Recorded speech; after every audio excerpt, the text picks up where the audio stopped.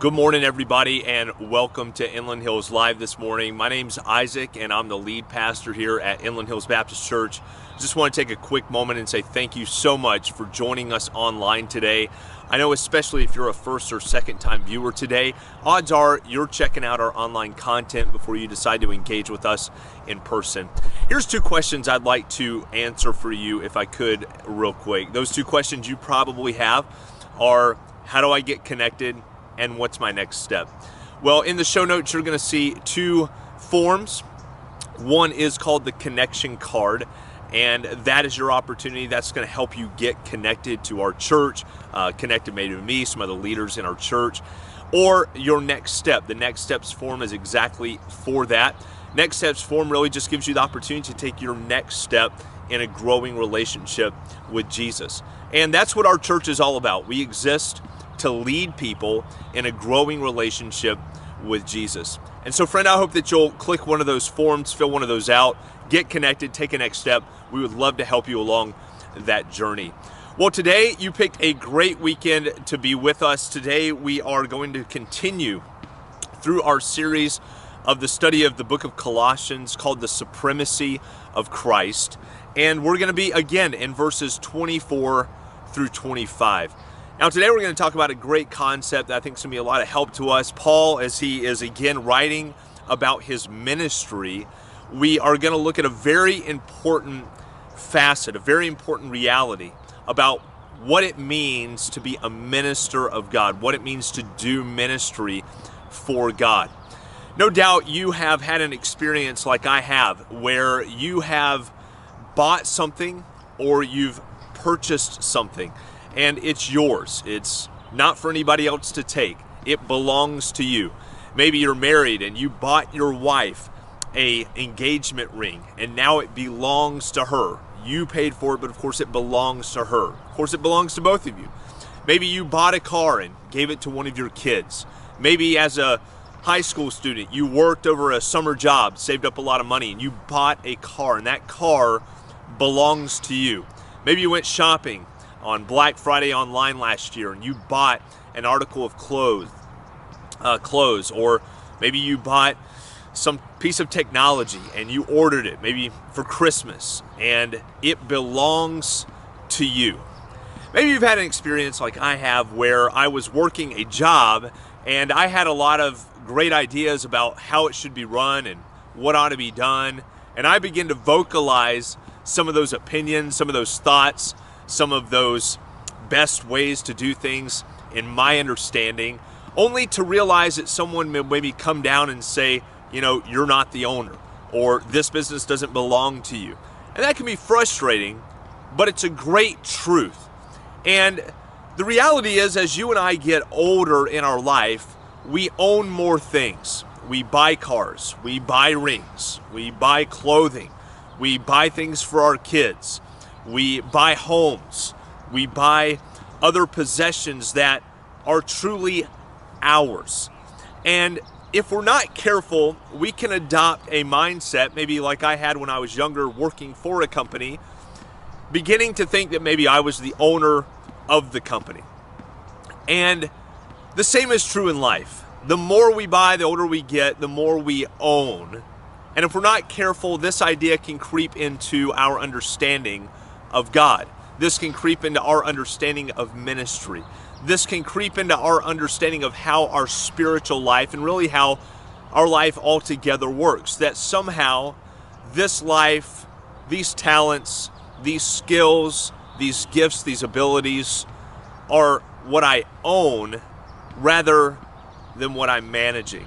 I want you to look at verse number 24. It says this: according to the stewardship from God that was given to me for you. I want you to look at this word stewardship. This word really means dispensation or a management, if you will. The Greek word is oikonomian.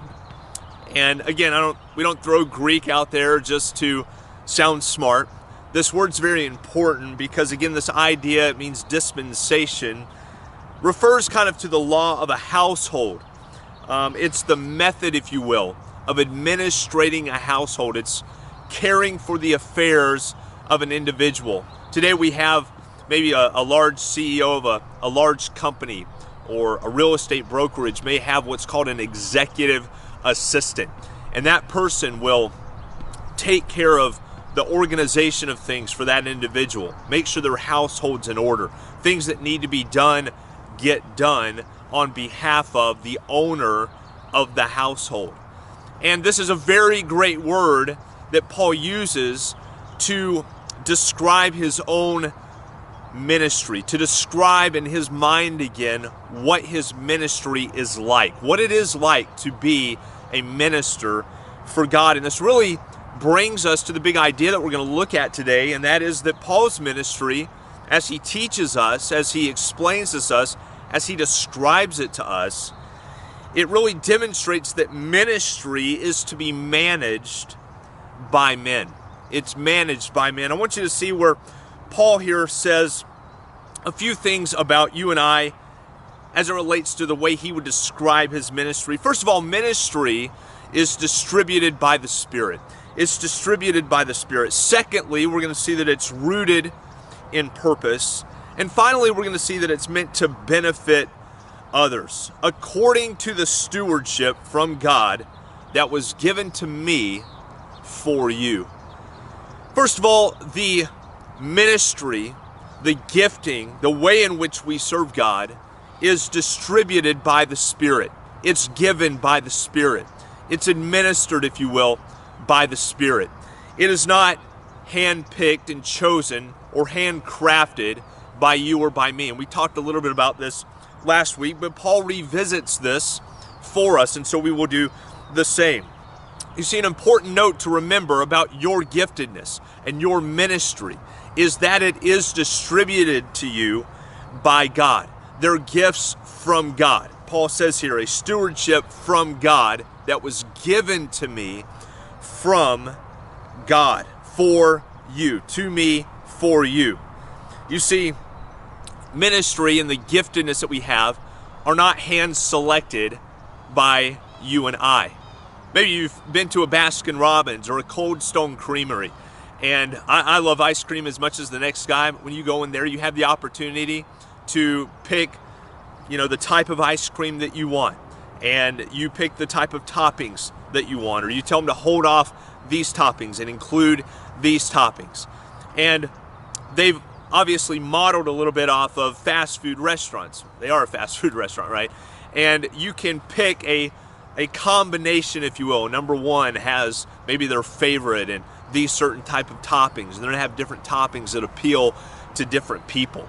And it's awesome. If you've ever been to a Baskin Robbins, you've ever been to a Cold Stone Creamery, it's awesome. You're going there with your family and you're picking your favorite toppings, and your kids are picking their favorite toppings. Your wife's picking her favorite toppings. It's an awesome experience because whenever you eat it, it's going to be exactly what you wanted. It's going to taste the way you want it to taste. It's going to be delicious because you were able to handcraft and handpick those toppings that decorate your dessert.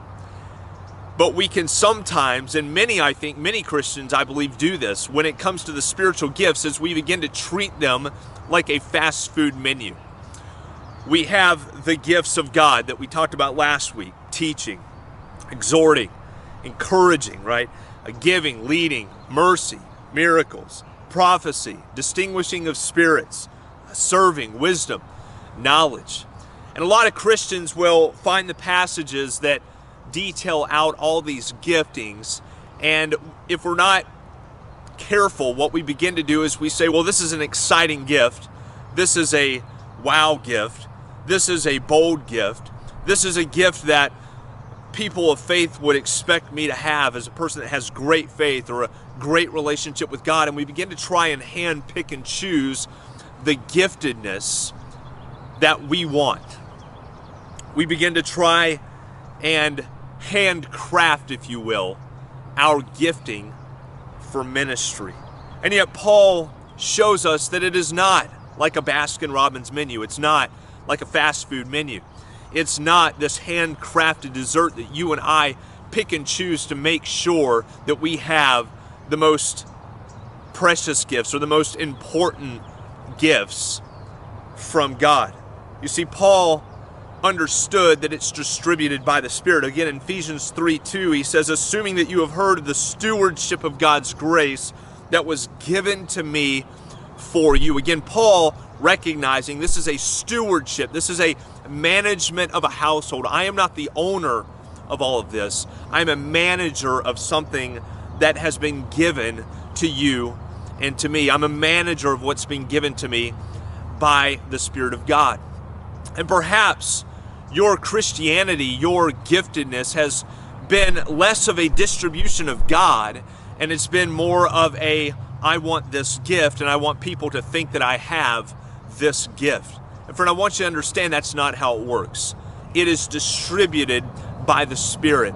Paul would have said, listen, don't thank me, don't praise me, don't give me accolades about these giftings that I exhibit in my life and these things I do. He would say, listen, this was something that I had to manage. This was something that I had to make sure that I did and stewarded well, because this was not something I handcrafted. This was not something I handpicked.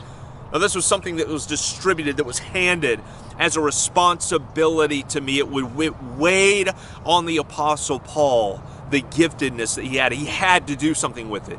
He had to make sure that he was distributing it. Remember, Paul is again reminding us that Paul's ministry, our ministry, is to be managed by men. A great way to tell if you are picking or choosing your gifts versus stewarding them as a manager of a household is really to find out how passionate you really are about those gifts. You see, if you were to receive a very valuable gift from a friend at Christmas, and you were to receive a very valuable gift from maybe your parent, your mom, or spouse, or a loved one, or a very close friend, or maybe you had a loved one who passed away and they had given you a gift that meant a lot to you. You know what you don't do? You don't have a sense of shame about that gift.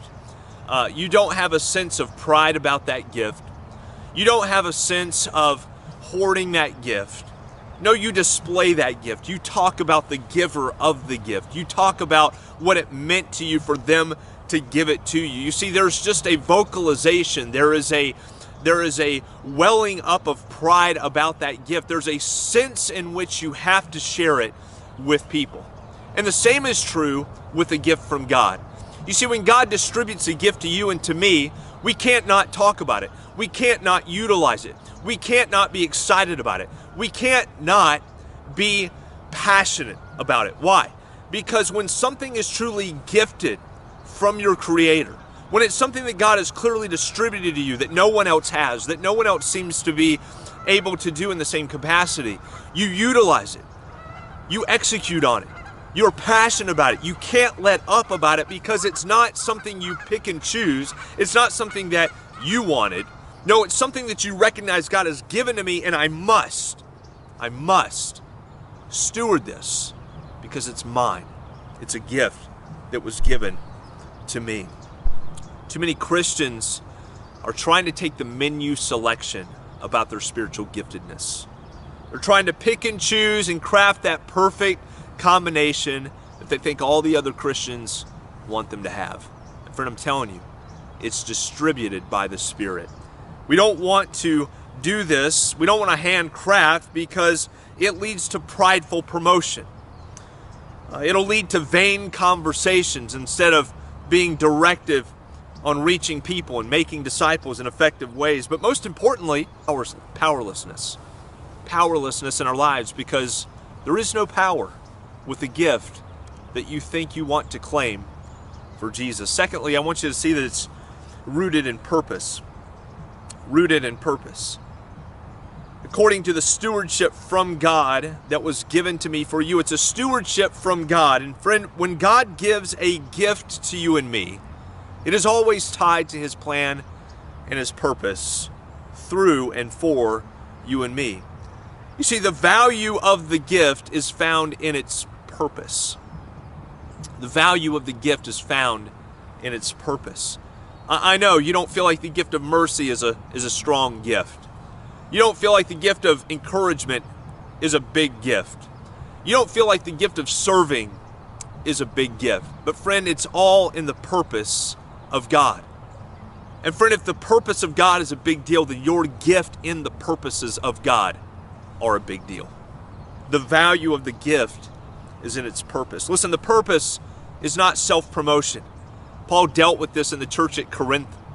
They were doing Corinthians Got Talent with their spiritual gifts, okay?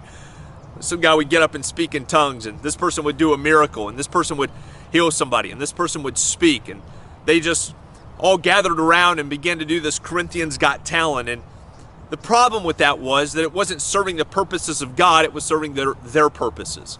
It wasn't serving the purposes of evangelism and discipleship. It was fulfilling the purposes of vain conversations. It was serving the purposes of making sure they all felt good about themselves, that they could clap for one another, that they could be wowed by their giftedness. But the value of the gift is not in self-promotion. It's not to promote you and I. Secondly, it's not for salvation. There are some people out there that want to teach and preach that you have to evidence a gift of tongues and a gift of healing and a gift of miracles to know that you're saved. Friend, that is absolute garbage. The gift of serving is a miraculous gift. The gift of giving is a miraculous gift. The gift of knowledge is a miraculous gift. It's a powerful gift. Why? Because it's all in and for the purposes of God. There is nothing, hear me on this, there's nothing you can do to add to the cross. No gift of tongues adds to the work of Jesus. You don't need to know that you can speak and do certain things for God to know that you belong to God. The only reason you and I ever know that we belong to God is because of what Jesus did for us. It has nothing to do with what we do for God. Do we want to leverage our gifts for God? Absolutely. Do we want to steward our gifts for God? It's paramount. Paul recognizes it's a stewardship of the gifts to make sure that we do that. But friend, it is never for you and I to steward something so that we know that we have a relationship with God. If anything, Jesus would have taught that the reason we do things for God is because we have a relationship with Him. The reason we steward our gifts, the reason we have the sense of responsibility is because we belong to Him. Listen, don't confuse the gift of miracles with the reality of miracles. Don't let somebody talk you into trying to do miracles because of the reality of miracles. Listen, the gift of miracles was something that we see all throughout the book of Acts and in latter portions of the books of the Bible. But I want you to understand that Acts is descriptive of what happened in the early church. That's why it's called the Acts of the Apostles. It's an accounting, a detailing of what took place. It's descriptive of what happened in the early church. It is not prescriptive for you and me. Not everyone is supposed to have the gift of tongues. Not everyone is supposed to have the gift of healing. Not everyone is supposed to have the gift of miracles. It's descriptive, not prescriptive. And to believe this does not mean that we don't acknowledge the reality of miracles. People will say if you don't believe in the gift of miracles today, that somehow you just don't believe in the reality of miracles. Friend, nothing could be further from the truth. Listen, God can do a miracle anytime, anywhere, with anyone that He chooses. That is the God of the Bible. But if the gift of healing was really real, wouldn't people clear out hospitals? If the gift of miracles was really real, where we could on command heal, when we could on command remove sickness, when we could on demand rid the world of COVID-19, doesn't that seem like something that someone would be doing right now? It's not about believing in miracles. It's recognizing that even the apostles, look at this. Paul, the apostle who could heal people, later on was unable to heal himself. The apostle Paul who healed people was unable to heal Timothy. The apostle Paul who healed people was unable to heal Epaphras, who was sick nigh unto death. The question is not, do miracles happen? The question is, what is the purpose for which the gifts were given?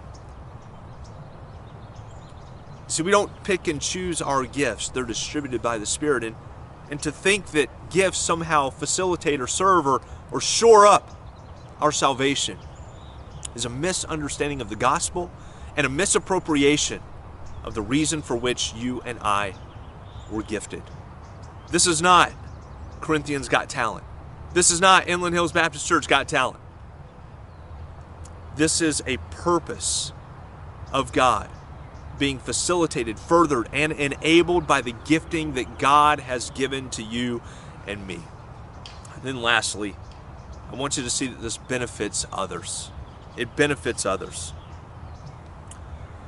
You know, the reality is that your gifting and my gifting is for the benefit of others. It's for the glory of God and for the good of others. It's for the glory of God and the good of others. And isn't this why we're here? To take our giftedness and leverage it for the glory of God and the good of other people. You know, you and I could take this message and simply go back and try to make sure everybody knows that we have the gifts that are going to impress them. We could leave here and not change. We could not take the time to truly consider how God has gifted us. We can continue to walk around trying to make sure that the purpose of our gift is that everybody looks at us and everybody praises us. And somehow we've got to make sure that we're doing this gift so that we make sure that we're really a Christian. And you know, God is never going to come to you and I and make you steward this gift.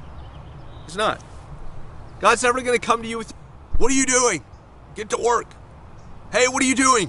Why aren't you stewarding this? Hey, what are you doing? He's never going to come to you and do that. But what he is going to do is come to you and I and hold us accountable. In Matthew 25, there's two stories. One is of the 10 virgins, and there's the other story of the parable of the talents. And in the parable of the talents, there's a man that's given 5 talents, 2 talents, 1 talent. The man with the 5 talents goes out and doubles his talents. The man with 2 talents goes out and doubles his talents. But the man with the 1 talent goes and buries his talent. And of course, the manager comes back and he's giving an account to these men of what they've done with their talent. And he sees and blesses the first one, blesses the second one, praises both of them. He comes to the guy with the 1 talent, and the guy hands him the 1 talent. And you can just tell the man is frustrated and asks him, why did you do this? And the man, of course, looks at the manager and says, well, because of fear, I went and hid my talent. I didn't want to lose my talent. And I believe in many ways you and I are like that 1 talent individual. Because of fear of maybe people not looking at us, or people not respecting our gift, people not noticing our gift, people not recognizing our gift, or perhaps a fear of not being entered into. We walk away, we don't steward that gift, and we're just burying our talent. Now, I know if you're not a follower of Jesus, that might sound like religion. That may sound like Jesus is holding people accountable, and if they do good enough, then he's going to let them into heaven. If they don't do good enough, he's not going to let them into heaven. And you need to understand this, and especially if you're a follower of Jesus. Jesus does hold us accountable for our lives. He does hold us accountable for what we do. God is going to hold you and I accountable for this season that we're in, what you're doing with your gifting. He's going to do that. He's never going to come and rattle you into action, but he will cause you and I to give an account. But it's not for heaven. It's not for salvation. It's for loss of reward and gaining of reward. And so I understand if you're not a follower of Jesus, that may sound like religion, but you've got to understand this is also in context with another story about the 10 virgins that I mentioned earlier. 10 virgins had oil and 10 virgins did not. And the 10 that had oil, they trimmed their candles, if you will. They lit them. And they had light, and they were waiting for the midnight cry, if you will. They were waiting for the arrival of their master. And the 10 that had the oil were next to the 10 without oil, and the 10 without oil wanted to borrow some of their oil, and they said, no, we're not going to let you borrow oil because we want to be ready. And so the 10 go out and they try to find oil And during the time that they went out looking to get ready, the master returns. Jesus returns, and he takes the 10 that were prepared, that were ready to go.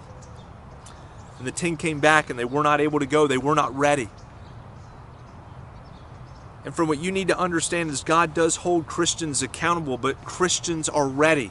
And they're not ready because they're good people. They're not ready because they had a supernatural gift. They're not ready because they're good people. They're not ready because they're religious or they had an experience. They're ready because they believed the gospel. And friend, you need to understand, I want you ready.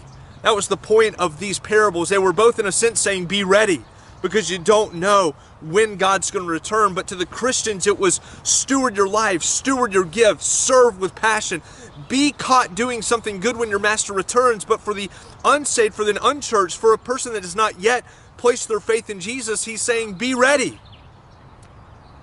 You need to be born of the Spirit. There's a lot of imagery in the virgin's parable, in the virgin's story, but the oil is a very important one. Wherever you read about oil, wherever you see oil in the Bible, that's a type of the Holy Spirit. And they did not have the Holy Spirit. They were not ready. Jesus put it this way to a very religious individual in John 3. He says, listen, you must be born physically, but you must be born spiritually. You must be born first in the physical, but you must be born again of the Spirit. And friend, I want you ready. You need to be born of the Spirit. And that's not some second blessing. That's not some weird experience that you have. It is simply believing the gospel. You see, the gospel is the death, the burial, the resurrection of Jesus Christ. When God created this world, He created it perfect and without sin. His created beings had intimate, unbridled, unbroken relationship with Him. But as soon as they defined good and evil on their own terms and ate of that tree that God told them not to eat of, it led to what sin always leads to, and that's brokenness. Sin always leads us to brokenness, and you know this. When you sin against your wife or sin against your husband, there's brokenness in the relationship.